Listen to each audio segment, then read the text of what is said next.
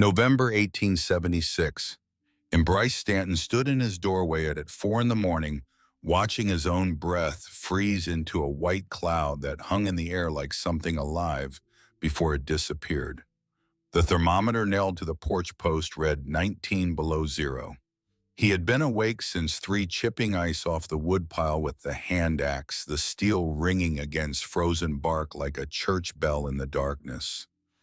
Each log came free reluctantly, coated in a shell of ice, a quarter-inch thick, and when he finally wrestled one loose and carried it inside, it hissed and spat on the fire, producing more smoke than heat, because the moisture trapped in the grain had turned to ice crystals that needed to melt before the wood could burn. His wife Nella coughed somewhere behind him in the cabin, a deep rattling sound that had started in December and hadn't stopped since. The chimney pipe glowed dull orange where creosote had built up thick enough to feel through the metal, and Bryce knew that one spark in the wrong place would turn that buildup into a chimney fire that could take the roof off. He had cleaned the pipe twice already this winter. It needed cleaning again. But the cold was so vicious that climbing onto the roof meant risking frostbite on his hands before he finished the job. He looked west across the valley 4 miles to where the Trask cabin sat against the tree line. A thin ribbon of white smoke rose from their chimney, clean and straight in the still air. White smoke meant dry wood. Dry wood meant a clean burn, no creosote, no ice to chip, no hissing and spitting in the firebox. Bryce remembered the last time he had spoken to Lenora Trask about that cabin of hers back in May, when she had told him she planned to dig out underneath her own floor. He had sat on his horse and looked down at her and told her she was going to undermine her foundation. He had been right about everything, except the one thing that mattered. 9 months earlier, April 1876. The morning it happened started the same as every other morning on the Trask homestead. Lenora was 34 years old, 5 feet 6 inches tall, with hands that were already calloused from a winter of hauling water and splitting kindling. She stood at the kitchen window watching Orin lead the plow horse across the south field while she mixed biscuit dough in a cracked ceramic bowl. Gareth, who was 12, already carried himself with the seriousness of a boy who understood that childhood on the frontier was a temporary condition. He was out by the chicken coop scattering feed with the efficiency of someone who had done the job 1,000 times and intended to do it 1,000 more. Willa, 8 years old, sat at the kitchen table reading the only book in the house besides the Bible, a water-damaged copy of Robinson Crusoe, that she had read so many times the spine had given up holding the pages together. The cabin Orin had built the previous fall was solid work, constructed the Norwegian way he had learned from Lenora's descriptions of buildings in Bergen.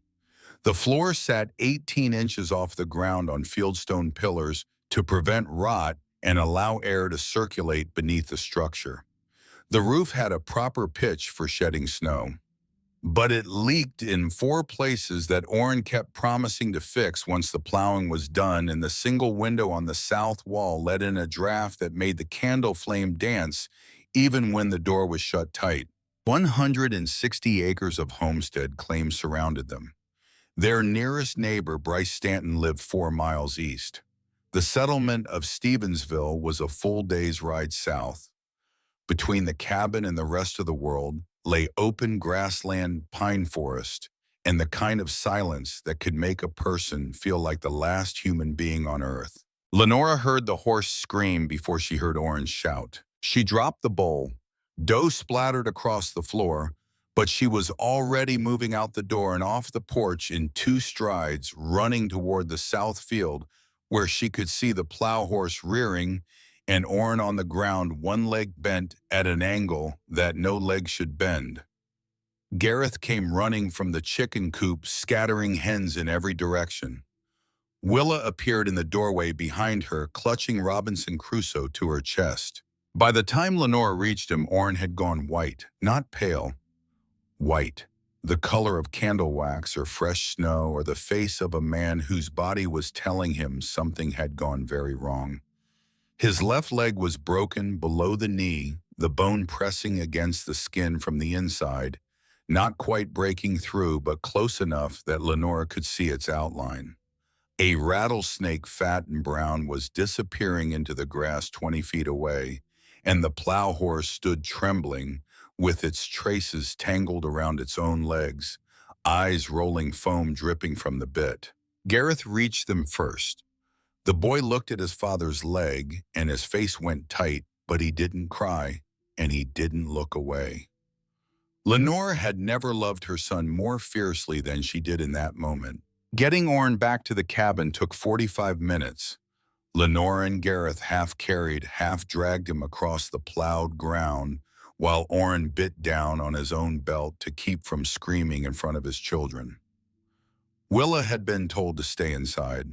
She watched from the window, Robinson Crusoe still pressed against her chest like a shield. Lenora set the bone herself. Her grandmother in Bergen had been the closest thing to a doctor their fishing village had, and she had taught Lenora the basics during long winters when broken bones were as common as bad weather. You found the ends of the break by working through the swelling, reading the shape of the bone through skin and muscle. You pulled steady traction until the ends aligned, then you splinted with whatever straight, strong material you had. Lenora used 2 pine boards from a packing crate. She wrapped them tight with strips torn from a flour sack. Orin clenched a piece of harness leather between his teeth, and the sound he made was something Lenora would hear in her sleep for months afterward. When it was done, she sent Gareth to wash the blood off his hands at the well and Willa to heat water for tea. Then she walked out onto the porch alone. Her hands were shaking, not from the effort of setting the bone, but from the knowledge that had been building in her chest since she first saw Orin on the ground. She stood there and looked at the wood pile stacked against the north wall, under the roof overhang, where it got some protection from rain and snow. Orin had split about 2 cords before the accident, working on it between other chores. 2 cords. She needed 4 to survive a Montana winter, and that was a conservative estimate. Families at the trading post told stories about the winter of 71 to 72, when people burned their furniture, then their floorboards, then seriously considered their wagon wheels. Orin would not be standing for 3 months at minimum, probably 4. By then it would be August, and even if he healed perfectly, he would not have time to split and season enough wood before the first snows, which could come as early as October in the Bitterroot. Lenora did the arithmetic, standing on her porch in the April sunlight. 2 cords short, a broken-legged husband, 2 children, 4 miles to the nearest neighbor, and a Montana winter that did not negotiate. That night, after Orin finally fell into a restless, morphine-free sleep, and the children had been put to bed, Lenora sat by the fire and thought about Charity. She knew what would happen if she asked for help. Bryce Stanton would bring wood. The Hendersons might contribute a cord. Someone would organize a collection at the trading post, and the valley would rally around the Trask family the way frontier communities always did when someone was in trouble. It was the decent thing, the expected thing. Lenora had experienced the decent, expected thing before, and it had nearly destroyed her. The first winter in America, she and the children had stayed at a boarding house in Minnesota while Orin worked the lumber camps up north to earn their homestead stake. The boarding house was run by a woman named Darla Whitmore, a Swedish widow with a broad smile and a memory like a steel trap when it came to tracking favors. Darla had been kind at first. She gave Lenora extra blankets. She watched the children when Lenora needed to work. She made soup when Gareth caught a fever. But kindness from Darla Whitmore came with invisible strings that tightened so gradually you didn't notice until they were cutting into your skin. By December, Lenora was doing laundry for the entire boarding house. By January, she was cooking extra meals for lodgers and watching Darla's grandchildren on top of her own work, all to repay a debt that had never been calculated and could never be satisfied because the terms kept changing. The breaking point came in February when Gareth developed a high fever and Lenora refused to leave his bedside to press shirts for a traveling salesman who was staying the week. Darla had stood in the doorway of Lenora's room and said with a smile that never reached her eyes that perhaps Lenora should remember who was keeping a roof over her head and her children's heads, and that gratitude. Real gratitude meant being willing to make sacrifices even when it wasn't convenient. Lenora had apologized. She had pressed the shirts while Gareth whimpered in his cot.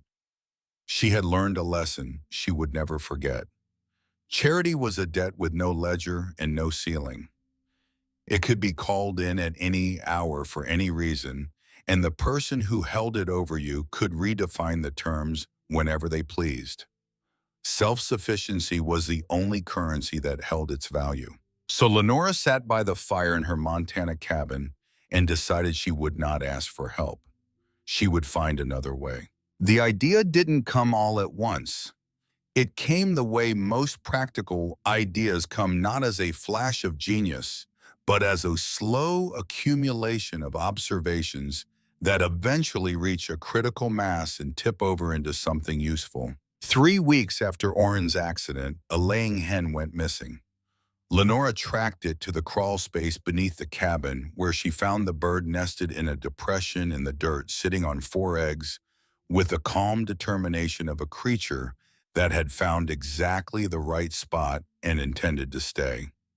Lenora lay on her stomach in the darkness, lantern in one hand, reaching for the hen with the other, and noticed something that stopped her reaching.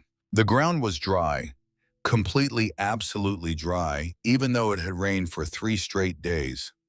The cabin's eaves overhung by nearly 2 feet on each side, shedding water well away from the foundation. The natural slope of the land carried runoff downhill to the south away from the structure.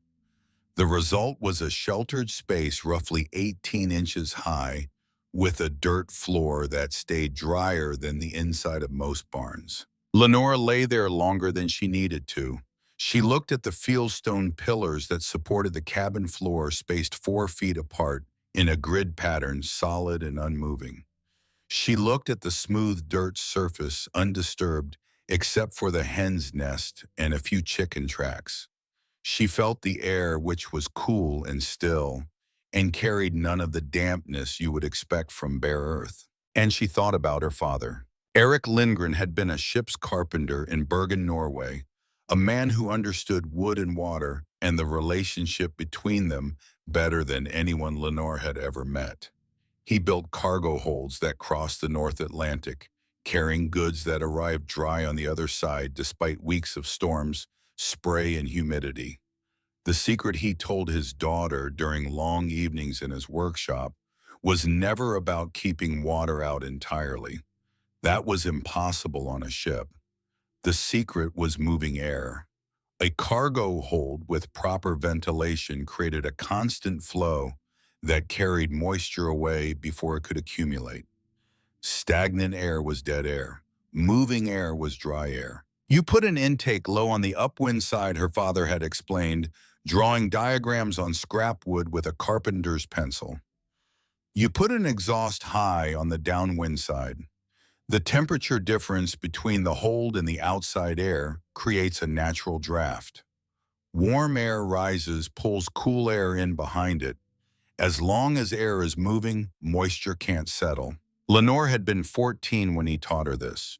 She was 34 now, lying under her cabin in Montana, and the principle was exactly the same. That evening, after the children were asleep, she flattened an empty flour sack on the kitchen table and drew with a piece of charcoal a rectangle representing the cabin floor, circles for the fieldstone pillars, a chamber 6 feet wide, 12 feet long, 5 feet deep excavated between and around the pillars. 2 ventilation shafts, one on the uphill side drawing cool air in, one on the downhill side exhausting warm moisture-laden air out. A trapdoor in the cabin floor for access. a drainage slope on the chamber floor directing any water intrusion toward the downhill vent.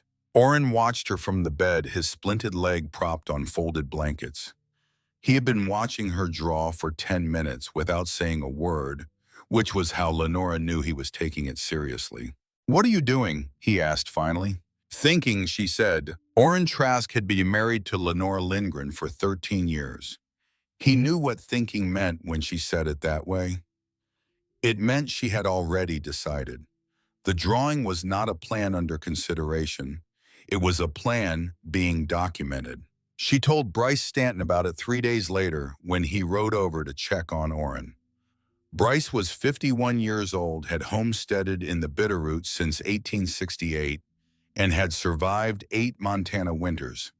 He had built his own cabin, broken his own land, buried his first wife after pneumonia took her in the winter of '73, and remarried a woman named Nella, who had opinions about everything and shared them freely. When Bryce Stanton told you something about frontier living, you listened because the man had earned every word with years of cold, hard, occasionally fatal experience. He listened to Lenora's plan from the back of his horse. He did not dismount. Looking back, Lenora would realize that this was significant. A man who takes you seriously gets off his horse to talk. "You want to dig out under your cabin," Bryce said. He said it the way you might say, "You want to teach a chicken to read." Not angry, not dismissive, just genuinely puzzled that someone would waste energy on something so obviously doomed. "Lenora, that's your foundation you're talking about. You start excavating under there, you risk undermining the whole structure. One good frost heave, and your walls could crack. And even if you could dig it out, that space would flood the first heavy rain we get." "The ground slopes away from the cabin," Lenora said. "Water runs off naturally." "Until it doesn't," Bryce said. He shifted in his saddle leather, creaking in the quiet afternoon. "Look, I know you're in a tight spot with Orin laid up.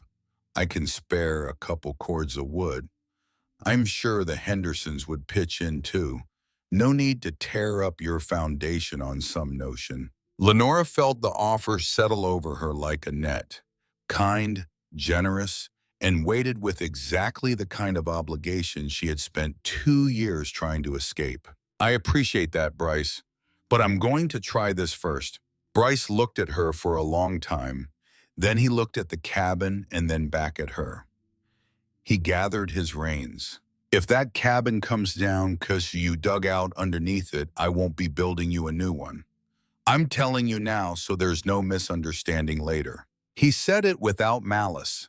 This was frontier logic, clean and cold as the air in January. Resources were limited. Helping someone who ignored good advice was a luxury no one in the valley could afford. Bryce Stanton was not a cruel man. He was a practical one, and practical men on the frontier drew lines clearly so there would be no confusion when the snow started falling. Lenora watched him ride away and felt the weight of what she was attempting settle onto her shoulders. If she failed, she would not just lose the cabin. She would lose the standing of her family in a community small enough that everyone's survival depended on everyone else's good judgment.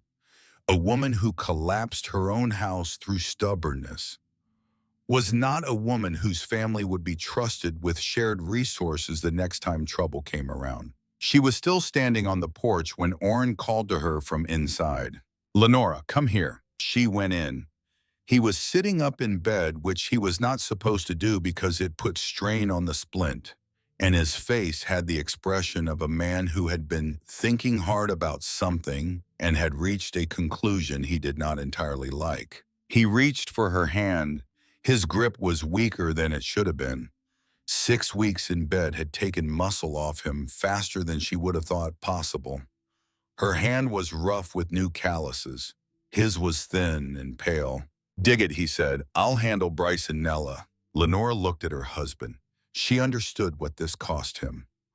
Orin Trask was a man who had built this cabin with his own hands. who had broken the land, who had planned to provide for his family through the strength of his back and the skill of his arms. Now he was lying in bed, telling his wife to do the thing he could not do, and giving her permission she had not asked for because he understood that his support publicly stated would matter when Nella Stanton started talking. Because Nella would talk. Nella always talked. It came sooner than Lenora expected. 4 days after Bryce's visit, Nella Stanton arrived on the family's second horse, carrying a pan of cornbread and enough gossip to fill a newspaper. Nella was 43, thin-faced, sharp-eyed, and possessed of the peculiar frontier talent for delivering devastating criticism wrapped in the language of concern and Christian fellowship. She sat at Lenora's kitchen table and ate her own cornbread and mentioned as if it had just occurred to her that Martha Henderson had been saying how sad it was that Lenora was trying to do a man's job while her husband lay helpless, and that Nettie Redfield had said with genuine pity in her voice, apparently, that it was like watching someone dig their own grave, except the grave was underneath their house. "I'm not judging you, Lenora," Nella said, brushing cornbread crumbs from her lap. "I just think you should know what people are saying. In this valley, your reputation is the only thing protecting you besides a rifle." Lenora listened and said nothing, which was the hardest kind of discipline because every sentence out of Nella's mouth was designed to provoke a response that could then be reported back to the valley with appropriate embellishments. Nella Stanton did not invent gossip. She refined it. She took raw material, like the sight of a woman crawling under her own cabin with a shovel, and she processed it into a product that could be distributed efficiently across 4 settlements and 200 miles of frontier territory. After Nella left, Lenora sat on the porch and pressed her palms together until her knuckles turned white. This was no longer just an engineering problem. If she failed, Nella would make sure every family in the Bitterroot knew about it before the story had time to cool. She started digging the 3rd week of May after the ground had thawed enough to accept a shovel. On the 4th day, she hauled a bucket of dirt up the makeshift ladder and found a man she had never seen before, squatting at the edge of the hole, watching her with the calm interest of someone observing a badger at work. He was old, 65 at least, with a white beard that reached his chest and skin the color and texture of saddle leather left out in the weather for a decade. He wore a coat made from deer hide, and he smelled like wood smoke and bear grease, and something else, something wild, as if he had spent so long in the mountains that the mountains had started to soak into him. He did not introduce himself. He did not ask what she was doing. He looked into the excavation and said, "Clay starts at about 3.5 feet here. When you hit that layer, you won't need to shore the walls." Lenora stared at him. "How do you know that?" "I've been digging trap sets on this hillside for 20 years. I know every layer of dirt like I know my own hands." His name was Leland Voss, though everyone who knew of him called him Old Leland.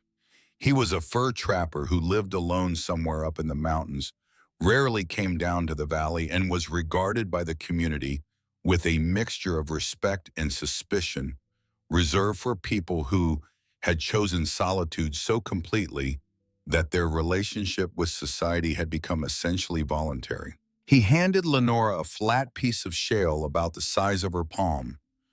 "Use this to scrape the walls smooth when you get to the clay," he said. "Works faster than a shovel on that kind of material." Then he walked away, without saying goodbye, without asking about Orin, without offering to help dig. He simply delivered his information and left like a man dropping off mail at a house he had no intention of entering. Gareth had come out during the conversation and stood watching Old Leland disappear into the tree line. "Who was that?" he asked. "The only person who hasn't told me I'm wrong," Lenora said. Gareth thought about this for a moment, his 12-year-old face working through the implications. "Maybe that's because he lives different from everyone else, too," he said. Lenora looked at her son with surprise. It was the kind of observation that sounded simple but contained more understanding of human nature than most adults managed in a lifetime. That night, she could not sleep. She lay in bed with her body aching in places she didn't know could ache. Her hands had 4 blisters, 2 on each palm, raw and weeping. Her shoulders felt like someone had driven railroad spikes through them. Her lower back had seized up so badly that rolling over required a sequence of careful movements planned in advance like a military operation. And in the darkness, with Orin breathing steadily beside her and the children asleep in their corner, she thought about what she was really doing. Bryce could be right. She was digging a hole under her own house, under the floor her children slept on. Every shovelful of dirt she removed was a small gamble with the roof over their heads. If a pillar shifted, if the floor joist sagged, if the walls cracked from the redistribution of weight, she would have destroyed the one thing standing between her family and the Montana sky. She imagined Gareth and Willa sleeping above a void she had created. She imagined the floor giving way in the middle of the night. She imagined Bryce Stanton shaking his head and Nella telling every woman in the valley about the fool who dug a hole under her own children. But then she thought about January, about 20 below zero, 30 below, 40 below, about ice-crusted wood piles and frozen logs and green wood that made more smoke than heat, about the family at the trading post who burned their furniture, about 2 cords of firewood when she needed 4. Between 2 fears, she chose the one she could control with careful work and attention to detail. The other one, the cold, could not be negotiated with or managed or outsmarted. It simply came, and you either had enough dry wood or you didn't. The next morning, she was up before dawn. She climbed down through the access hole with her lantern and her shovel and started digging. Gareth was already awake, standing at the edge of the hole with the focused expression of a boy who had decided to be useful. "What can I do?" he asked. "Pull the buckets up. Count each one. When you get to 50, call me up to rest." 50 buckets a day became their rhythm. Lenora dug in the cramped darkness, filling buckets, passing them up to Gareth, who hauled them to the drainage pile downslope. Willa brought water every hour, lowering the canteen on a rope like a tiny well in reverse. Orin lay in bed and worried, sending Gareth down every morning to check the pillars for any sign of movement, measuring the gaps between stones with a piece of string to detect shifts as small as a quarter-inch. The soil changed as she dug deeper. Loose topsoil for the first 2 feet, then a transitional layer of mixed dirt and gravel, then, exactly as old Leland had predicted, at 3.5 feet, dense clay. Hard as brick, stable as bedrock, it held its shape without any shoring, and its tight grains sealed against moisture better than any timber she could have afforded to buy.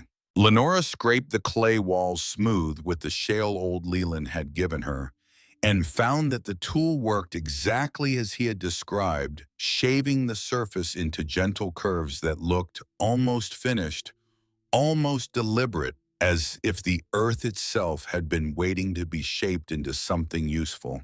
2 weeks in, the excavation was taking shape. A chamber was emerging beneath the cabin floor, and the pillars stood within it like columns in some underground room that had always existed and was only now being uncovered. At the end of May, at the trading post 15 miles north, Corwin Wardell was restocking his shelves when Bryce Stanton came in for salt and coffee. Corwin was 45, heavy-set, quick-talking, and possessed of the kind of commercial intelligence that allowed him to calculate profit margins in his head faster than most people could count change. He ran the only trading post between Stevensville and Missoula, which meant that every piece of gossip in the valley passed through his store at some point, and Corwin had learned that information properly managed was worth more than any physical merchandise on his shelves. Bryce mentioned in the Trask situation while Corwin weighed out his coffee, "The woman is digging under her own cabin. Says she wants to store firewood down there. Underground storage. Corwin paused with his coffee scoop in his hand. He asked three specific questions about the design. Bryce answered them with the dismissive detail of a man who had examined the plan carefully enough to be sure it was foolish. When Bryce left, Corwin wrote nothing down, but his eyes had narrowed in the particular way they narrowed when he identified something that might, under the right circumstances, be worth money. That same evening, in the last light of a May sunset that turned the Bitterroot Mountains the color of old copper, Lenora descended into the half-finished chamber for a final inspection. She placed her hand flat against the clay wall, cool, dry, stable. She looked at the pillars, each one sitting solid on its fieldstone base, unmoved by 2 weeks of excavation happening around them. For the first time since Orin's accident, she felt something besides fear. It was not confidence exactly. Confidence was for people who had enough margin for error to absorb a mistake. What Lenora felt was something quieter and more durable than confidence. She felt that the earth was telling her she was right and she knew how to listen. But the chamber was only half finished. The ventilation shafts were not built. The trapdoor was not designed. 4 cords of wood still needed to be split by a woman who had never split more than kindling in her life. And above the mountains to the west, the sky held the first faint suggestion of summer thunderheads that would test every assumption she had made about drainage and water flow. Half done, half the summer left, and a winter coming that would not wait for her to finish. The cave-in happened on a Tuesday. Lenora was working alone in the chamber at 2:30 in the afternoon, the lantern throwing long shadows across the north wall, when she heard a sound that stopped her hands mid-swing. It was not a crash, it was something worse. A slow, wet exhalation, as if the earth itself had sighed, followed by a grinding whisper of soil particles sliding against each other in the darkness beyond the reach of her light. She turned just in time to see the north wall move. A section 4 feet wide and 3 feet tall simply released itself from the surrounding earth and slumped into the chamber, a curtain of loose soil and gravel collapsing inward with a soft rumble that sent dust billowing through the confined space. The lantern flame guttered and nearly went out. Lenora pressed herself against the opposite wall and covered her mouth with her sleeve, breathing through the fabric while dirt particles swirled around her. When the dust cleared enough to see, she raised the lantern and assessed the damage. The collapse was not catastrophic. The pillars were untouched, standing solid in their fieldstone bases exactly where they had stood for 8 months. But the failed section had deposited roughly half a ton of loose earth into the working area, and the raw edge of the collapse sat less than 18 inches from the base of the third pillar. If the failure propagated, if even another foot of wall slid inward, the dirt supporting that pillar's foundation stones would be compromised. Lenora stood in the half-darkness with her heart beating in her throat and her mind running through scenarios.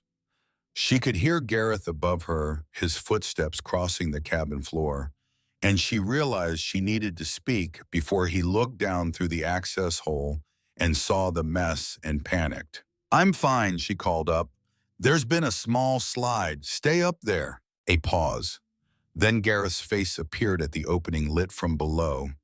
By the lantern light, his features distorted into something older and more worried than 12. "How small?" he said. "Small enough," Lenora said, which was not exactly true, but was true enough for the moment. She spent the rest of that afternoon studying the failure.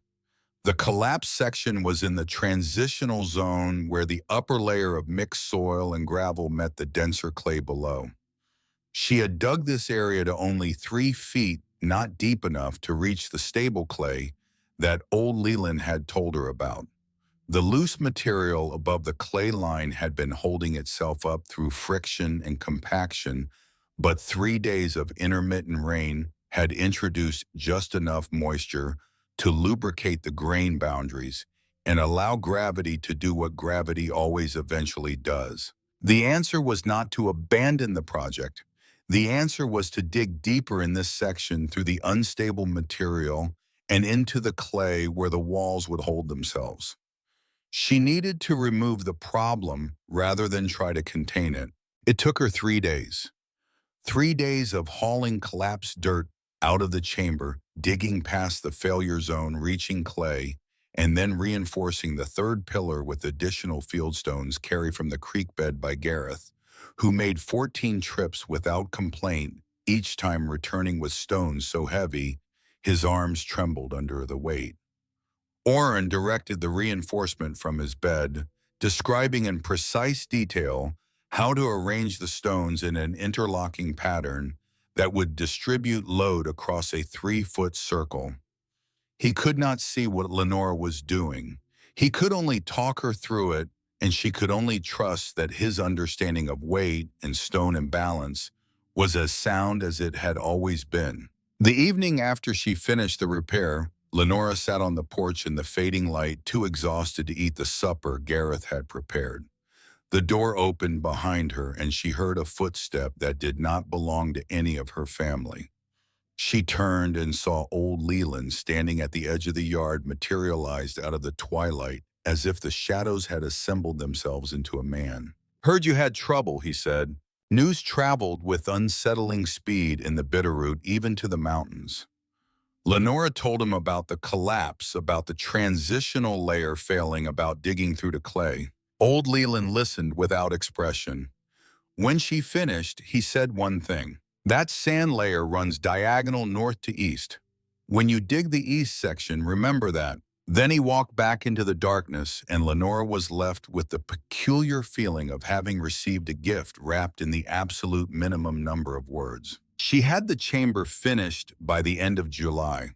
12 feet long, 6 feet wide, 5 feet 2 inches at the deepest point.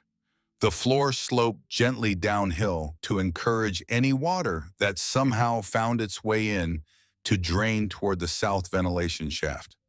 The clay walls were smooth and dry to the touch, shaped by weeks of patient scraping into surfaces that looked almost intentional, almost architectural. The ventilation shafts were simpler than she had expected.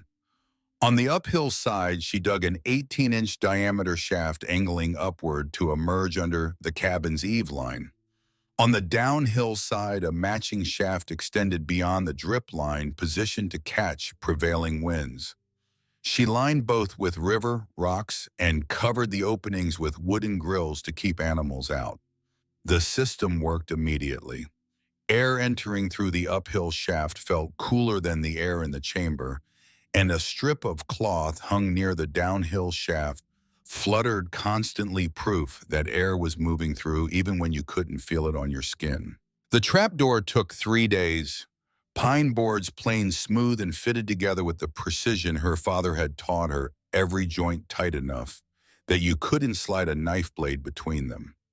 She sandwiched a layer of wool batting from a moth-damaged quilt between 2 layers of boards, then sealed the edges with leather strips cut from a worn-out saddle she had bought for 50 cents at the trading post. The finished door weighed 37 pounds and sealed with enough pressure that pulling it open required genuine effort. Holt Yardley arrived on the first day of August. Holt ran a sawmill 15 miles north and had built half the structures between Missoula and the Idaho border. He was Dutch by birth, American by 2 decades of frontier construction, and he assessed buildings the way some men assessed horses: quickly, thoroughly, and with zero tolerance for pretension. He had come to discuss a timber cutting contract with Orin and found Lestura emerging from under the cabin, dirt streaked and blinking in the sudden sunlight. He looked at her. He looked at the cabin. He squatted down and peered into the chamber with the evaluating gaze of a man who had seen 17 different ways to build a structure and at least 9 ways to ruin one. "How are you supporting the floor joists?" he asked. Lenora explained the pillar reinforcement and the 3-foot clearance she maintained around each one. "And moisture. Wood stored underground rots. Lenora described the ventilation system. Holt listened.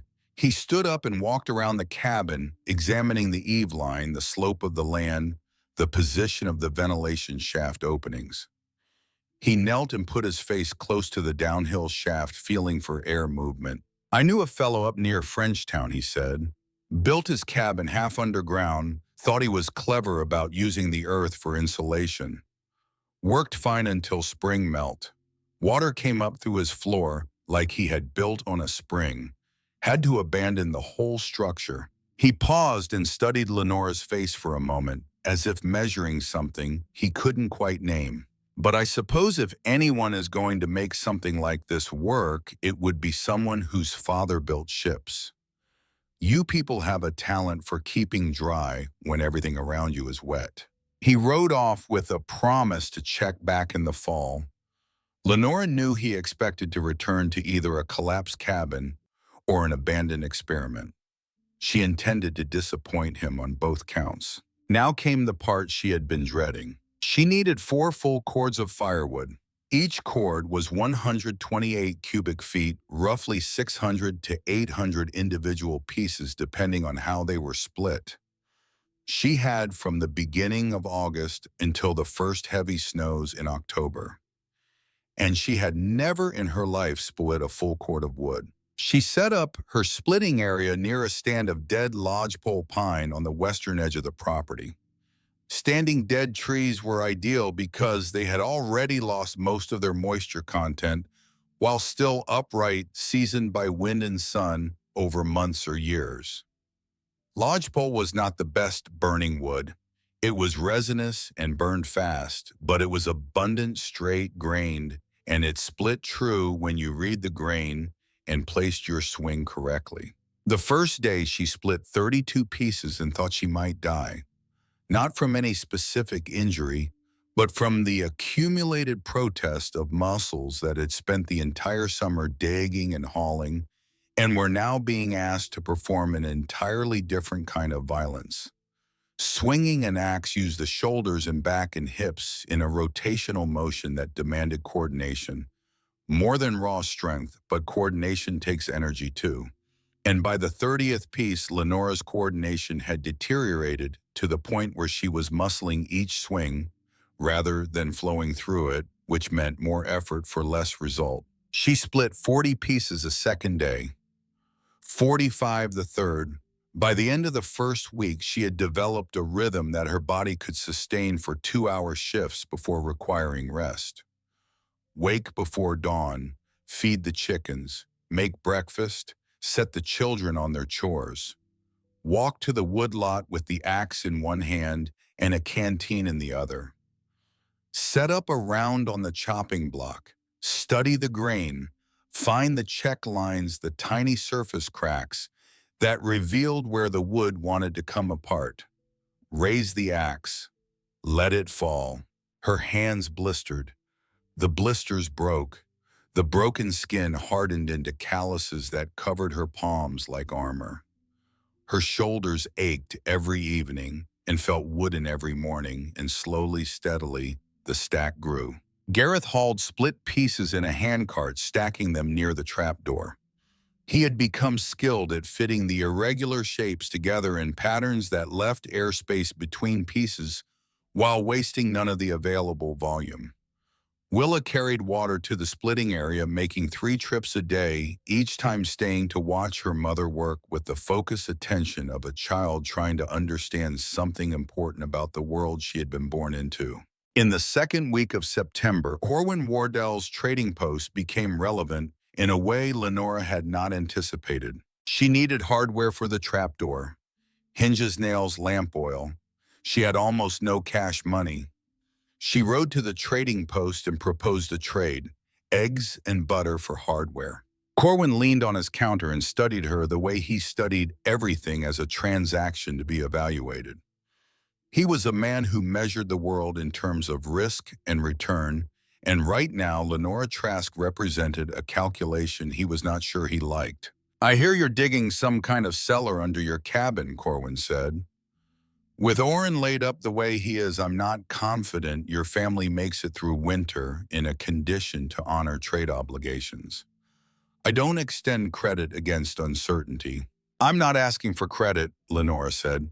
I'm proposing a trade. Eggs and butter I can get from 3 other families. What else do you have? Lenora looked around the store. Her eye caught a set of shelves along the back wall, one of which had been broken for at least 3 months, based on the jury-rigged arrangement of goods stacked on the ones that still functioned. She had heard Corwin complain about it twice on previous visits. Half a day's labor, she said. I'll fix those shelves. You give me the hardware. Corwin considered. He needed the shelves fixed. None of the men who owed him favors had bothered to do it. Here was someone offering to solve a problem in exchange for materials she needed. The arithmetic was simple enough. He agreed. Lenora spent the afternoon repairing the shelves using techniques her father had taught her for joining wood without nails when nails were scarce. She planed the broken boards, cut new support brackets from scrap lumber, and reassembled the unit in 3 hours. Corwin watched her work with the attentive silence of a man taking mental notes. And then while she was fitting the final bracket, she heard Corwin talking to a homesteader named Jack Fenwick, who had come in for tobacco. Corwin was describing underground wood storage. He used the phrase ventilation differential to explain how air moved through the system. He used the phrase clay wall integrity to describe why the chamber held its shape.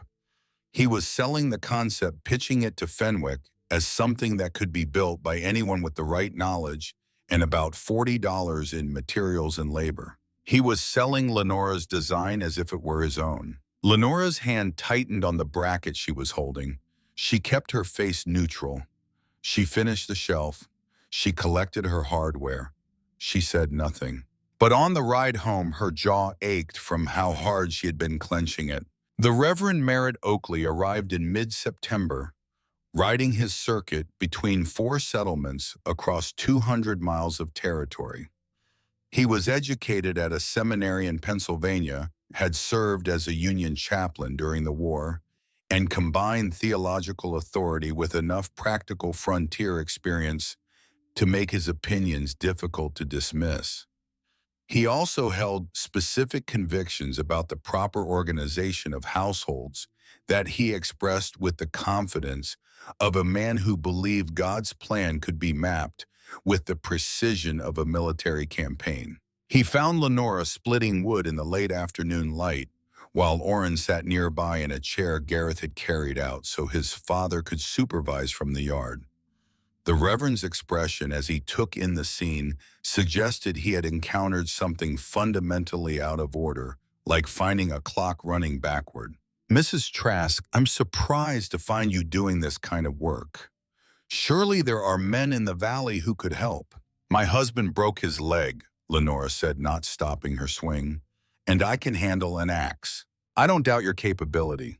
The Reverend said capability the way some people said stubbornness, as if it were a trait that needed managing rather than admiring. But there's a natural order to these things. Men provide the heavy labor. Women maintain the home. When we disrupt that order, we invite consequences. Lenora set down the axe, not because she agreed with him, but because disagreeing with clergy required her complete attention. Reverend, with respect, the natural order in Montana Territory is that you do whatever needs doing or you don't survive winter. My husband would split this wood if his leg were whole. It isn't. I can. That seems like exactly the right order to me. The Reverend was not finished. And this underground storage chamber I've heard about, this too seems outside the ordinary way of doing things. A house built on unstable ground cannot stand. Matthew chapter 7, verse 26. Orin, who had been silent in his chair, spoke then, and his voice carried the quiet authority of a man who had chosen his words carefully and intended them to land. Reverend, with respect, we're not building on sand. We're building in clay. The ground is stable. The design is sound. And my wife is more capable than most men I've worked with on either side of this argument. The Reverend turned to Orin with genuine surprise. You don't find this arrangement troubling. I find a broken leg troubling, Orin said. I find the idea of my children being cold troubling. I find a woman who can solve problems I can't solve to be the opposite of troubling. Lenora watched her husband deliver those words and felt something shift between them. Something that had been out of alignment since the accident. Orin Trask was a proud man who had built this homestead with the intention of providing for his family through his own strength and skill. Lying in bed while his wife did the work that should have been his had cost him something. She could see in his eyes every evening when she came inside exhausted, and he could do nothing but watch. But in that moment, sitting in a chair in the September sun, he chose to use the only tool he had available, his voice, and he used it well. The Reverend left shortly after, dissatisfied but unwilling to argue with a man defending his own wife. In his own yard, Lenora picked up her axe and went back to work. That evening, after the children were asleep, Orin said something that caught Lenora off guard. When my leg heals, I'm going to build you a proper woodshed. Timber frame, shingled roof, door that latches. Lenora understood what he was offering. A correction, a restoration of the order the Reverend had described, where the husband provides and the wife receives. Orin wanted to build something that would replace what Lenora had built, something that would put the arrangement back the way it was supposed to be. I don't need a woodshed, Orin, she said carefully. The chamber works. Silence. The fire popped. A log shifted. I know it works, Orin said. That's why I want to build a shed. He did not say the rest of it, but Lenora heard it anyway. The chamber worked, and he had not built it, and every dry log she carried up through the trap door was a reminder that she had solved a problem he could not solve, and that knowledge sat in his chest like a stone he couldn't cough up. He loved her, he was grateful, and he was wounded in a place no splint could reach. Lenora crossed the room and sat on the edge of the bed. She took his hand. She did not tell him the chamber was better than any shed. She did not argue. She just held his hand and let the silence do the work that words would have ruined. By the last week of September, Lenora had split 4.5 cords.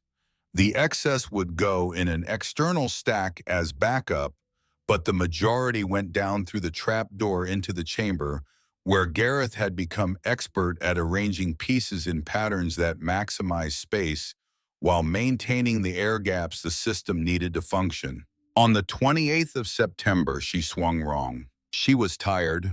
She had been splitting for 6 hours with only 2 breaks, trying to finish the last cord before dark. The axe came down at an angle, glanced off a knot she should have seen, and the blade caught her left thigh 3 inches above the knee.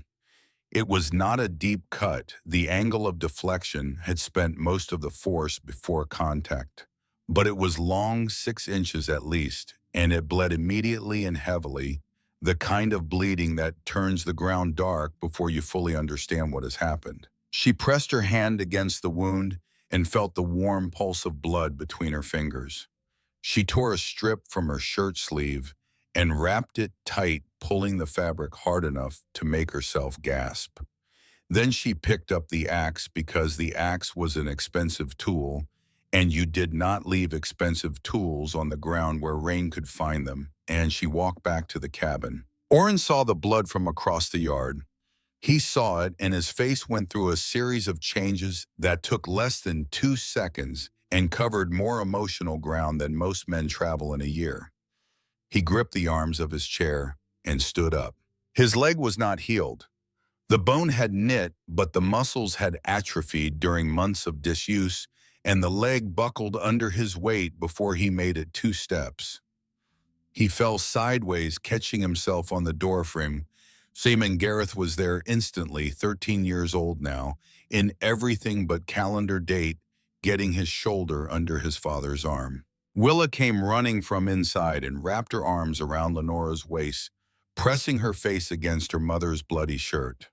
For a long moment, the four of them stood in the yard in the September light, two injured parents and two frightened children, and the homestead felt very small and very far from everything. Lenora looked at Orin. Orin looked at Lenora. His eyes were bright with something that might have been tears or might have been rage at his own helplessness, or might have been both at once. "Half a cord left," Lenora said. "I'll finish tomorrow." Orin closed his eyes. "I know," he said. Hazel Ellsworth arrived 2 days later, riding in from the western edge of the valley with fresh bread and the kind of directness that Lenora had come to value precisely because it did not pretend to be anything other than what it was. Hazel had grown up in the hill country of Kentucky, followed her father to the California goldfields when she was 9 years old, and watched him die of mercury poisoning from the amalgamation process in '65. She married a railroad worker named Vernon in '72, and together they had claimed 160 acres on land that nobody else wanted because it flooded every spring. She understood risk. She had been raised in it. Hazel sat at the kitchen table and looked at the bandage on Lenora's thigh and said what she had come to say. "Lenora, I'm not asking whether you can do this. I'm asking whether you should. You just cut yourself badly enough to scar. Orin still can't walk right.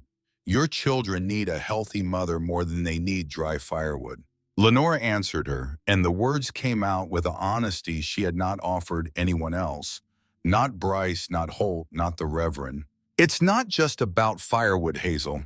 It's about proving that I can keep this homestead running even when Orin can't do the heavy work. It's about having something I built with my own hands. And it's about not depending on the goodwill of people who might change their minds when the snow gets deep." Hazel was quiet for a long time. She had lived in a gold camp where generosity was a commodity with a fluctuating market value. She understood exactly what Lenora meant. "Promise me you'll be careful," Hazel said. "I've seen enough widows. I'm not planning to become one." October 12th brought the first real test. The storm came from the northwest with the speed and violence of something personal, as if the weather had looked at the calendar and decided to remind the valley what was coming. Temperature dropped from 56 degrees to 22 in 6 hours. Rain turned to sleet, sleet turned to snow, and 14 inches accumulated before the system moved east and left behind a valley that looked like it had been wrapped in white cotton and squeezed. The external woodpile, even the portion protected by the cabin's overhang, became a frozen mass overnight. Logs welded together by ice snow packed between them compressed into solid blocks. Bryce Stanton, 4 miles east, spent an hour that morning chipping logs free with a hand axe before he could build a fire large enough to heat coffee. Lenora pulled back the rug under the kitchen table, lifted the trap door, and descended into the chamber. The firewood was exactly as she had left it, dry, loose, room temperature. She ran her hand along a split log and felt nothing but smooth grain and the faint tackiness of dried resin. She loaded her arms and climbed back up into the cabin, where the stove accepted the dry wood eagerly and produced a clean, hot fire within minutes. The next morning, Bryce Stanton rode over. His gloves were stained with blood from cracked knuckles earned during his battle with the frozen woodpile. Lenora did not say anything about vindication or proving people wrong. She simply lit a lantern and led him down through the trap door. Bryce stood in the chamber for a full minute, turning slowly, taking in the rows of dry firewood, the smooth clay walls, the gentle movement of air he could feel on his face. The lantern light caught the planes of his weathered features, and Lenora watched something rearrange itself behind his eyes. "Well," he said finally, "I'll be damned." "Probably," Lenora said, "but not because of the firewood." Bryce laughed. It surprised them both.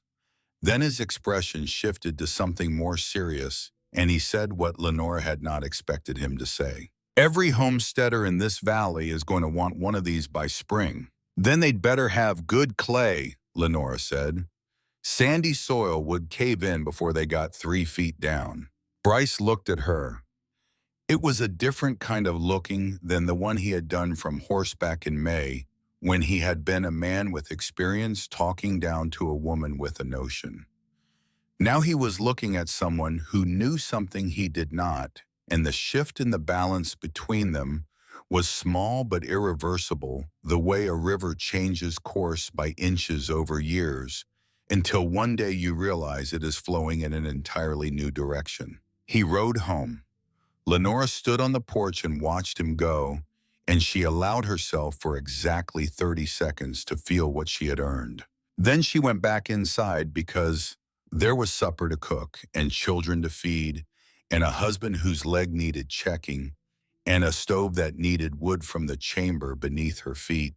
And because the storm in October was just the entrance exam, the real test was still coming. That night, old Leland appeared at the tree line one final time before winter drove him up into whatever shelter he kept in the high country. He stood at the edge of the yard in the last gray light, looking at the cabin with an expression that might have been satisfaction or might have been nothing at all. Lenora walked out to meet him. They stood 10 feet apart. He looked at the cabin. He looked at her. Beaver fur is unusually thick this year, he said. Squirrels are burying their caches twice as deep as normal. This winter is going to be different. Lenora felt something cold settle in her stomach that had nothing to do with the temperature. How bad, she said. Bad enough that you'll be glad you dug that hole. He turned and walked into the trees, and Lenora stood alone in the darkening yard with the mountains going black against a sky that was already turning the color of iron. The cold came for the Bitterroot Valley, the way a predator comes for something it has been watching from a distance, patient through autumn, circling through the first weeks of November, and then closing with a speed and ferocity that left no room for negotiation. By Thanksgiving, the thermometer had not risen above 12 degrees in 9 consecutive days. By the second week of December, the creek that ran along the eastern boundary of the Trask property had frozen solid from bank to bottom, and the ice was thick enough that Gareth walked across it carrying a 40-pound sack of grain without a crack forming beneath his boots. Lenora established a winter rhythm. Each morning before dawn, she lifted the trap door, descended the ladder with a lantern, and selected that day's fuel from the rows of split logs that lined the chamber walls. The wood came apart cleanly when she needed smaller pieces for starting the dry grain, separating along its natural fracture lines with barely any force. It caught fire within seconds of touching flame. It burned hot enough to make the stove metal tick with expansion, and the smoke that rose from the chimney was thin and white, carrying almost no particulate because there was almost no moisture to create it. Orin was walking now slowly with a cane Gareth had carved from a straight piece of juniper. His leg bore weight but protested after 100 yards, and the muscles that had wasted during 5 months of immobility were rebuilding themselves at the cautious pace of a body that had learned not to trust the bone beneath them. He could make it to the woodpile and back. He could stand long enough to cook. He could not yet swing an axe or carry anything heavier than a water bucket, and Lenora saw him measure these limitations every morning, testing himself against the memory of the man he had been before April. News from the valley arrived in fragments carried by Bryce Stanton on his increasingly frequent visits, and by the occasional traveler who stopped to water a horse or ask directions. The picture that assembled itself from these fragments was not encouraging. 3 families on the north end of the valley had already burned through half their wood piles by mid-December, and the wood they were burning was producing the thick gray smoke that meant high moisture content and low heat output. Vernon Ellsworth had developed a persistent cough that Hazel attributed to weeks of breathing smoke from wet logs, a cough that started dry and shallow in November, and by December had deepened into something that bent him double and left him gasping. The Hendersons, who lived on the sandy flats east of Bryce Stanton's place, had stacked their wood against an exterior wall without any overhang protection, and the November rains had saturated the entire pile before freezing temperatures locked the moisture inside each log permanently. They were now splitting frozen rounds with a maul, a process that took 3 times as long as splitting dry wood and produced pieces that sizzled and popped in the firebox, sending sparks onto the floor and depositing a dark tarry residue inside the chimney pipe that built up faster than it could be cleaned. Lenora heard these reports and felt something complicated. Not satisfaction exactly. Satisfaction would have required indifference to the suffering of people she knew, and Lenora was not indifferent. What she felt was closer to the grim validation of someone who had prepared for a catastrophe others refused to believe was coming, and who now had to watch that catastrophe unfold, knowing that her warning would have been dismissed even if she had offered it. She sent Hazel Ellsworth a bundle of dry firewood through Bryce on his next visit, not as charity, as a trade exchange for the butter Hazel made from her remaining milk cow butter that Lenora needed and that Hazel could provide. The transaction maintained the balance between them, kept the exchange on honest ground, and put dry wood in Hazel's stove without creating the kind of obligation that Darla Whitmore had weaponized in Minnesota. January arrived without ceremony and immediately distinguished itself from every other January in living memory. On the 4th, the temperature dropped to 28 below zero. On the 9th, it reached 34 below. On the 14th, it touched 39 below, and Bryce Stanton told Lenora that his outdoor thermometer, which only read to -40, had been pinned at its lowest marking since dawn. Then came January 19th. Lenora woke at 3 in the morning to a sound she had never heard before. The cabin walls were making noise, not creaking, which was normal when temperature differentials caused wood to expand and contract at different rates. This was a sharp, percussive snapping, like knuckles cracking in rapid succession as the log walls surrendered moisture to air so cold and so dry that it was pulling water out of seasoned timber. Frost had formed on the inside of the window, not as the usual feathered patterns, but as a solid sheet a 1/4 inch thick that completely blocked the glass. The water bucket by the stove, which Lenora kept close to the fire specifically to prevent freezing, had a skin of ice across its surface. She checked the thermometer mounted outside the kitchen window. By opening the door the minimum distance needed to read it, the mercury had retreated into the bulb. The lowest marking on the scale was -40. Whatever the actual temperature was, it exceeded the instrument's ability to measure it. She shut the door against air that felt less like atmosphere and more like a physical force pressing against exposed skin. In the seconds the door had been open, the fire in the stove had visibly diminished the cold entering the cabin, with enough mass and velocity to push the warm air aside. Lenora descended into the chamber. The contrast struck her body before her mind could process it. Above the cabin air was cold enough to see her breath even with the stove burning. Below the chamber held its steady temperature, cool but tolerable, a different world existing 12 feet beneath the one that was trying to kill everything on its surface.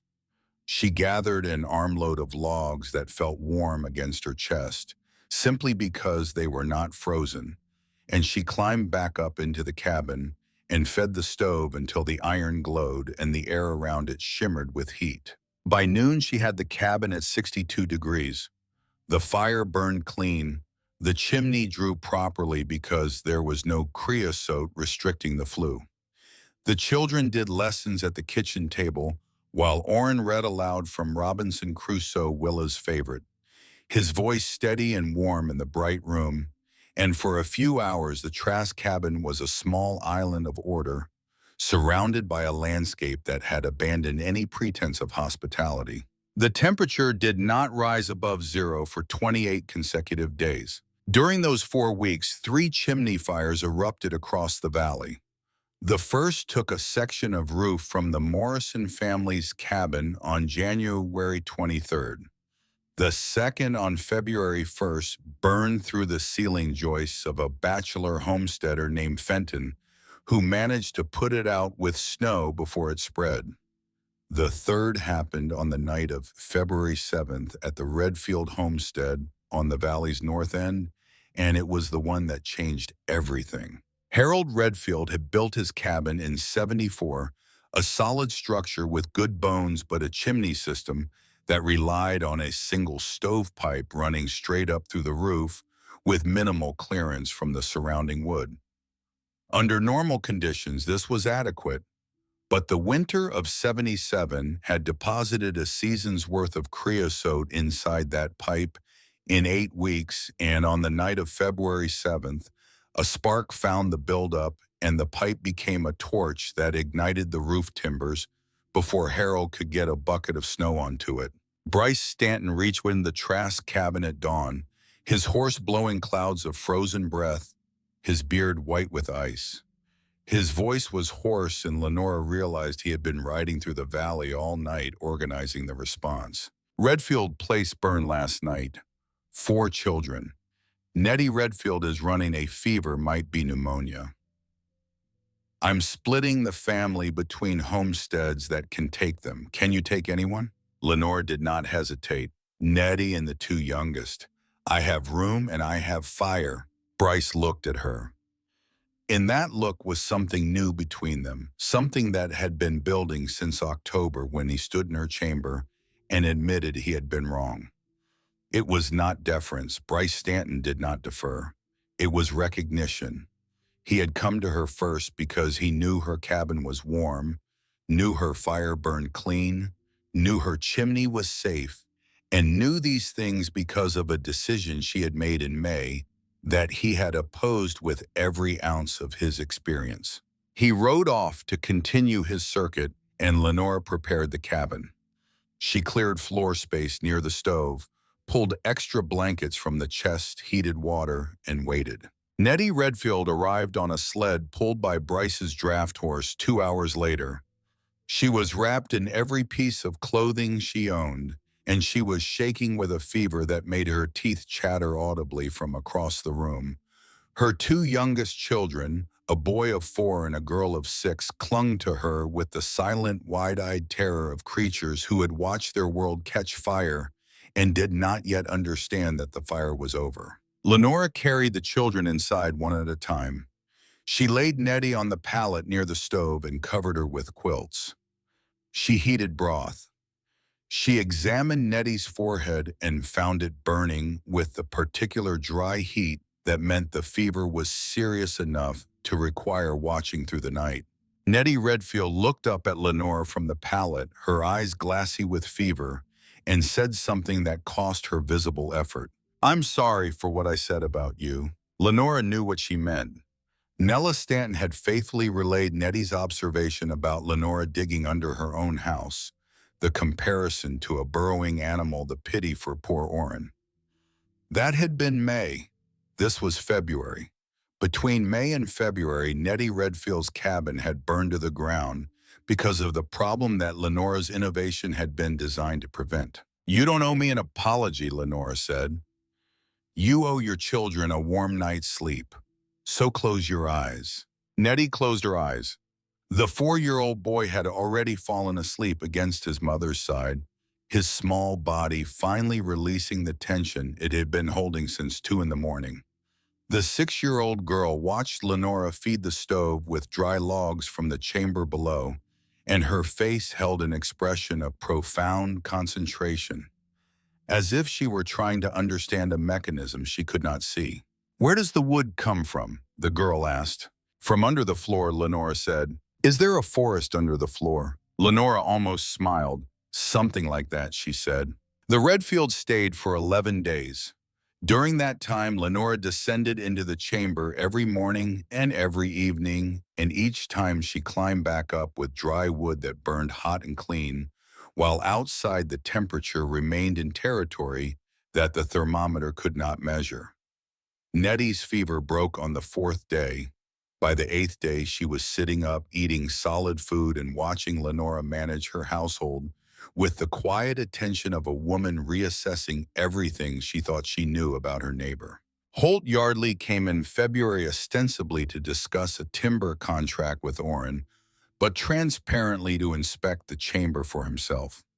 He descended the ladder with his own lantern and spent 15 minutes down there, examining the walls, the ventilation shafts, the pillar reinforcements, the stacking patterns.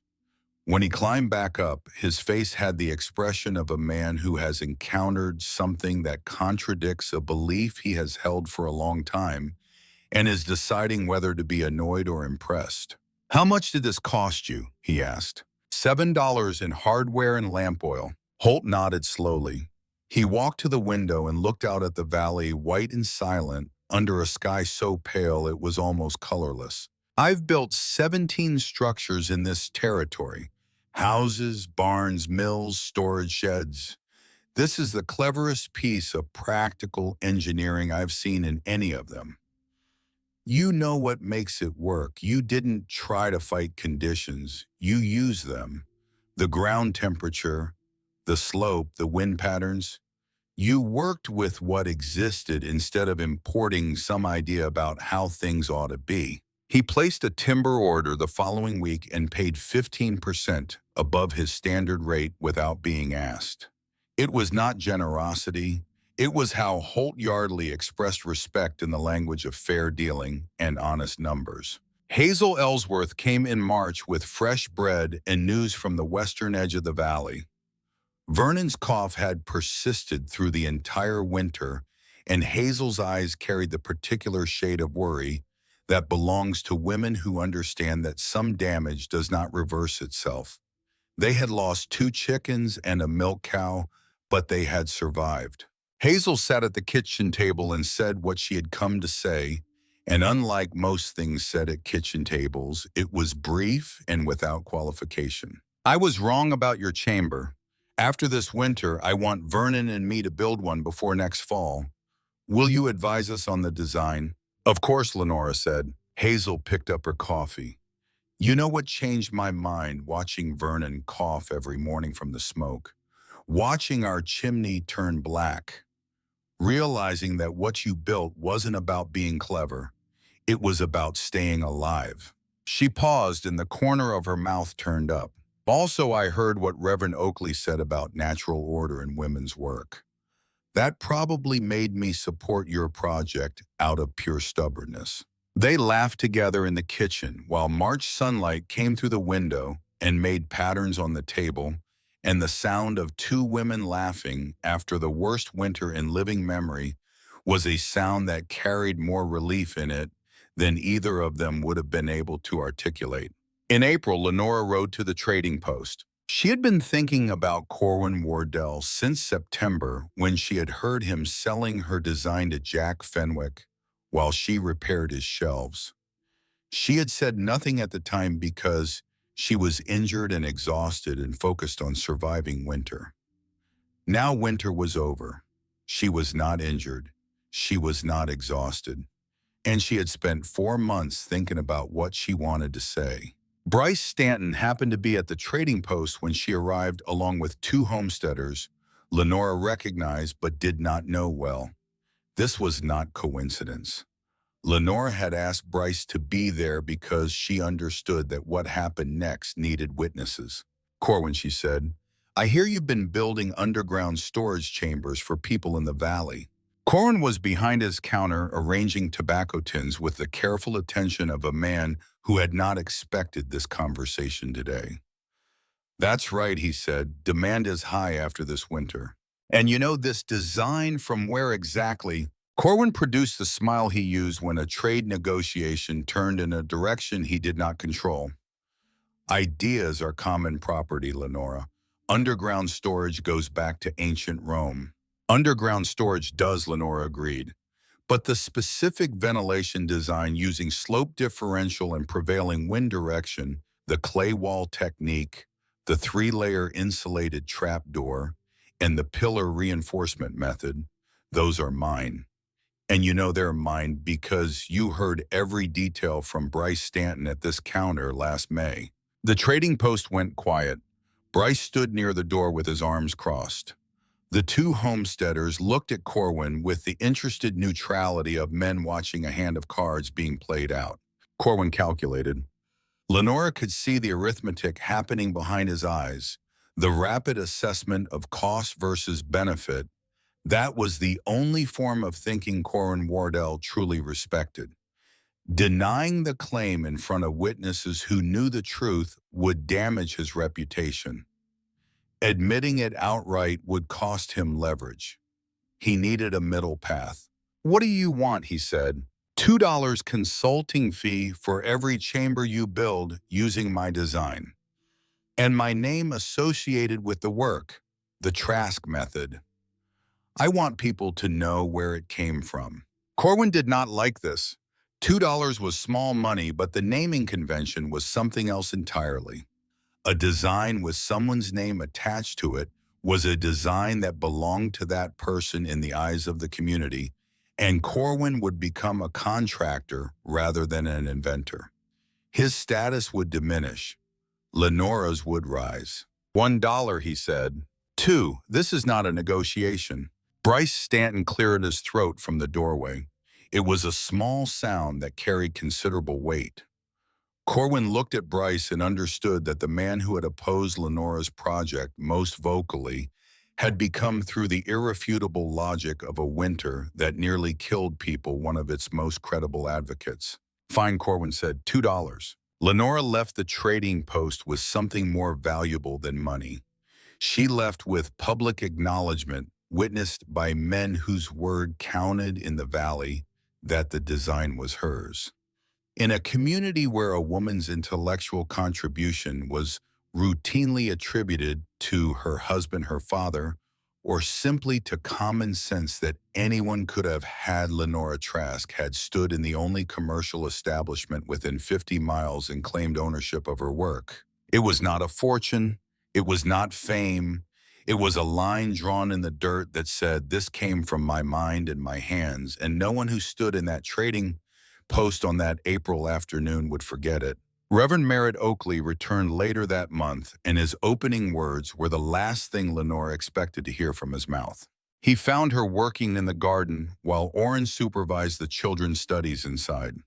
The Reverend dismounted, tied his horse, and walked to the garden fence with the deliberate pace of a man who has rehearsed what he is about to say. "Mrs. Trask, I owe you an apology. I've been hearing reports all winter. Your family's warmth while others suffered. The Redfield family you sheltered. The dry firewood that burned clean while other families choked on smoke and lost their roofs to chimney fires. I was wrong about what I said regarding natural order and proper roles." Lenora set down her hoe and gave him the respect of her full attention. This was not a small thing for a man like Merritt Oakley. Seminary-trained clergy did not often reverse their positions, and when they did, the cost to their self-image was considerable. "What changed your mind, Reverend?" "I've been thinking about the parable of the talents. The servant who buried his talent in the ground was condemned not for lacking ability, but for refusing to use what he had been given. You were given knowledge from your Father, physical capability, practical intelligence. You invested those gifts in the survival of your family and your neighbors. I was wrong to suggest that using them was outside the design of Providence." He paused, and something shifted in his expression, a softening that Lenora had not seen before. "I also realized something about myself. When I spoke about natural order, I was speaking about the order I knew in Pennsylvania. The order of settled places with established roles and enough surplus to enforce them. Montana is not Pennsylvania. The order here is different, and perhaps the Almighty's plan is more adaptable than I was willing to credit." Lenora thanked him and meant it. The Reverend's change was genuine, and genuine changes of mind were rare enough on the frontier that they deserved acknowledgement, regardless of how late they arrived. Before he left, the Reverend made a suggestion. The valley could benefit from your knowledge, Mrs. Trask. You might consider offering your expertise to other families as they prepare for next winter. Perhaps next year, Lenora said. This season, I'm focused on the irrigation system and expanding the garden. One engineering project at a time seems sufficient. Spring turned the valley green with the aggressive speed of a landscape making up for lost time. Snow retreated up the mountains in visible daily increments. The creek thawed and ran high with meltwater. Meadowlarks appeared and filled the mornings with songs so persistent it sounded competitive, each bird trying to outperform the others after months of enforced silence. The legacy of Lenora's chamber spread through channels she could not have predicted. Holt Yardley mentioned it to a contractor in Missoula, who described it to a homesteader in the Flathead Valley, who modified the concept for his own conditions. Corwin Wardell built 8 chambers over the following 2 years, each time invoking the Trask method and each time paying Lenora her $2, which over time amounted to $16, a meaningful sum for a homestead family that measured its economy in cords of wood and bushels of grain. Hazel and Vernon Ellsworth built their own chamber that spring, with Lenora riding over 3 times to advise on the design. Vernon's cough improved once he was no longer breathing creosote smoke daily, though it never fully disappeared. Hazel told Lenora years later that she believed those weeks of toxic air had shortened Vernon's life by a decade, and that the chamber they built after Lenora's model had prevented the same thing from happening again. The two women maintained their friendship for 30 years, bound by the particular trust that forms between people who have been honest with each other about difficult things. Bryce Stanton never built a chamber of his own. He was too proud to adopt a design he had publicly opposed, and Lenora understood this about him and never pressed the point. But Bryce changed in other ways. When Nella began one of her informational campaigns about another family's choices, Bryce, who had previously listened in silence, began to interrupt. "I'd be careful about thinking you know better than the people living it," he would say. And Nella would go quiet, not because she agreed, but because something in Bryce's voice had acquired a certainty that hadn't been there before, the certainty of a man who had been proven wrong once and intended to remember the experience. Old Leland was never seen at the Trask homestead again.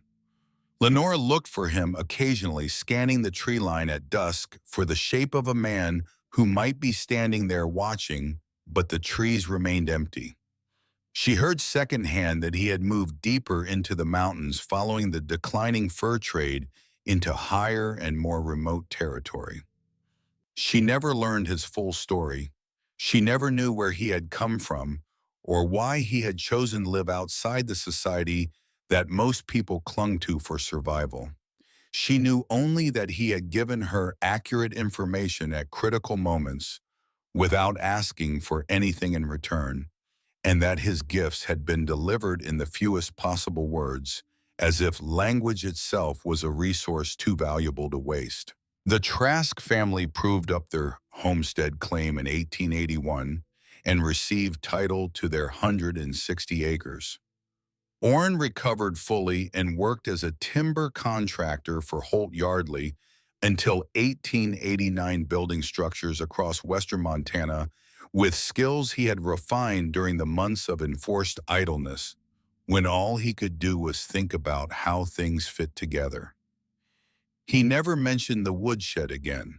The chamber remained the family's primary firewood storage for as long as they lived in the original cabin, and every winter morning for 12 years, Lenora descended through the trapdoor and selected dry wood that burned the way wood is supposed to burn, hot and clean, and without apology. Gareth Trask became a civil engineer. He studied at the Montana School of Mines, where his professors noted an unusual practical knowledge of soil mechanics and load distribution that most students did not acquire until years of field experience. He worked on railroad construction across the Northern Territories, building bridges and tunnels and embankments that required exactly the kind of thinking his mother had demonstrated in a crawl space beneath a cabin floor when he was 12 years old. He never told his professors where he had learned the fundamentals. Some knowledge is too personal to cite in academic settings. Willem married a teacher named Callan Garvey and operated a school in Stevensville for 34 years. She taught reading, mathematics, history, and practical sciences, and she was known among her students for a particular habit that none of them ever fully understood. On the first day of every school year, she would ask her new class a question. If you needed to keep something dry and you could not build a roof, what would you do? The answers varied.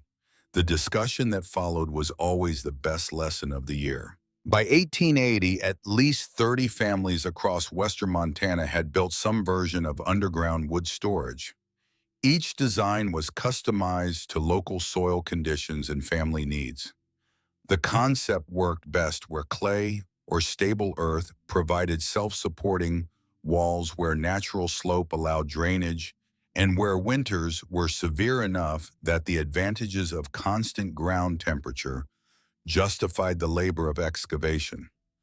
It failed in areas with high water tables or sandy soil, and several homesteaders learned this the hard way, discovering through flooded chambers and collapsed walls the same principles that Lenora had navigated successfully through observation and inherited knowledge. Modern archaeologists working in Montana have documented at least 15 homestead sites with evidence of excavated storage chambers beneath cabin floors, most dating to the late 1870s and 1880s. They are identified by distinctive pillar configurations, ventilation shaft scars in the surrounding earth, and floor joist patterns that indicate trapdoor access points. Some chambers show evidence of use extending into the 1890s.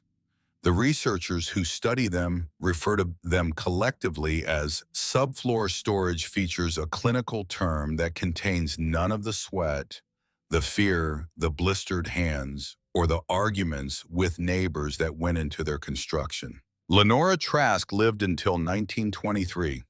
She was 81 years old, old enough to see Montana achieve statehood, old enough to watch automobiles replace the horses that had carried Bryce Stanton to her door with news and skepticism. She saw electric lights come to Stevensville, replacing the kerosene lanterns that had illuminated her work in the darkness beneath her cabin floor. She watched the frontier close, the homestead era end, and the wild country she had settled transform into something tamer and more predictable and infinitely less demanding of the people who lived in it. In 1916, a local historian named Roscoe Thorne visited Lenora at her home in Stevensville to interview her for a county history project. He asked about the underground storage chamber that had made her locally notable.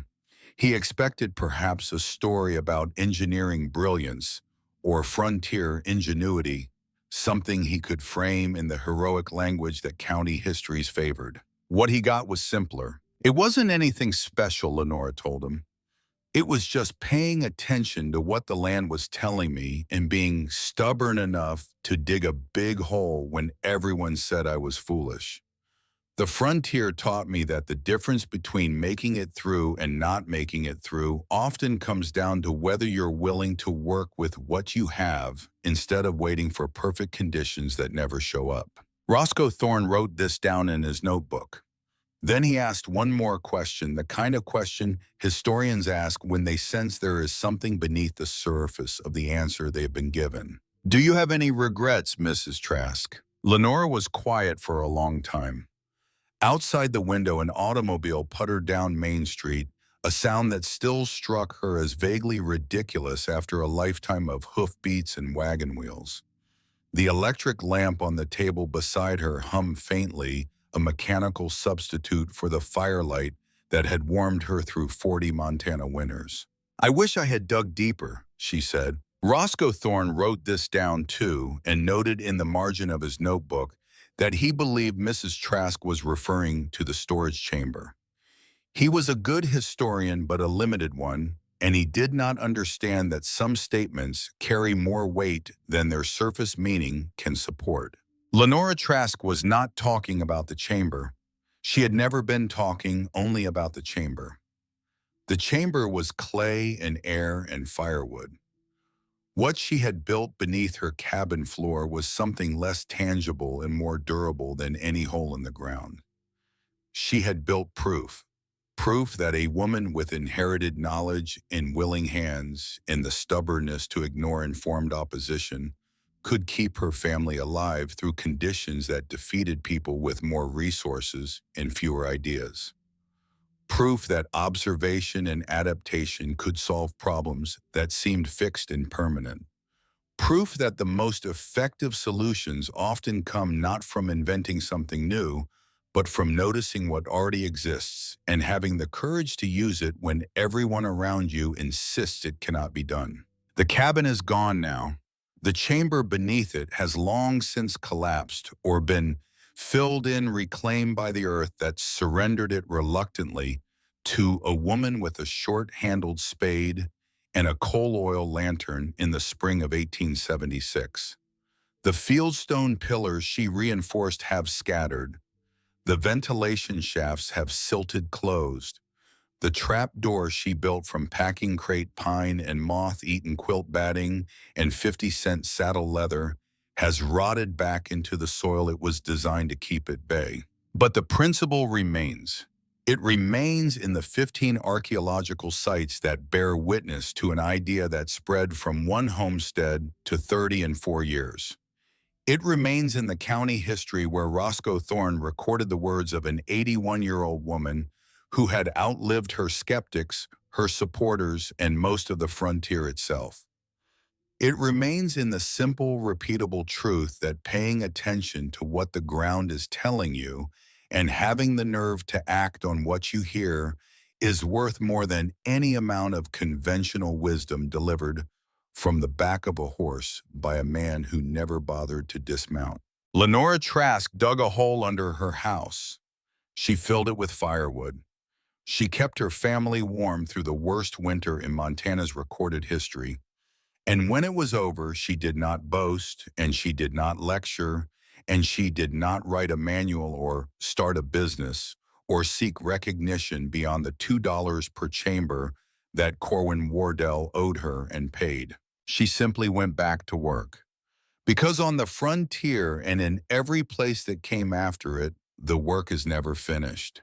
There is always another winter coming, and the people who survive it are the ones who started digging when the ground was soft.